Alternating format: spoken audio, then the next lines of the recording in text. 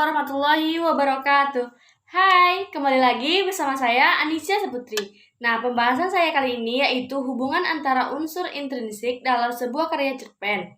Nah, cerpen yang akan saya bahas kali ini yaitu cerpen yang berjudul Tanpa Air Mata, karya Rumadi. Sebelum itu, kita sebaiknya mengetahui apa itu unsur intrinsik. Unsur intrinsik merupakan unsur yang harus ada di dalam sebuah karya, terutama cerpen. Maka dari itu, bagi yang ingin membuat atau menulis cerpen harus terdapat unsur intrinsiknya.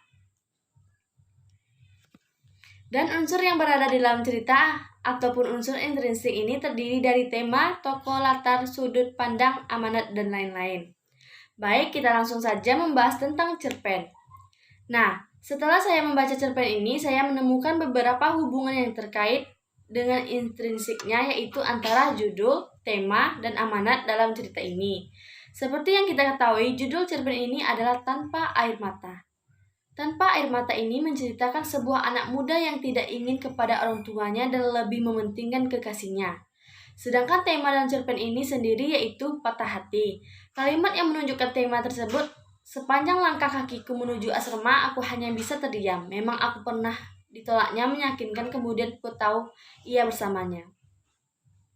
Amanat yang terkandung dalam cerpen tersebut adalah hargailah perasaan orang yang menyayangimu, bersikaplah rahmah pada semua orang. Janganlah menyakiti hati seseorang karena suatu saat akan ada balasannya.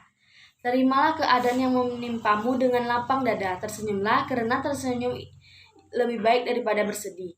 Nah, yang kedua yaitu hubungan antara tokoh dan penokohan. Seperti yang kita ketahui, di dalam sebuah cerita itu pasti adanya tokoh, baik itu manusia ataupun hewan.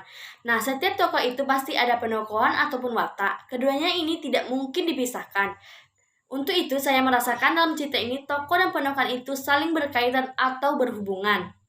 Selanjutnya yaitu hubungan antara alur dan latar. Alur yang terdapat pada cerita tersebut menggunakan alur maju, karena peristiwa yang terjadi pada cerita berjalan sesuai waktu tanpa adanya cerita tentang peristiwa di waktu sebelumnya atau yang pernah terjadi sebelumnya.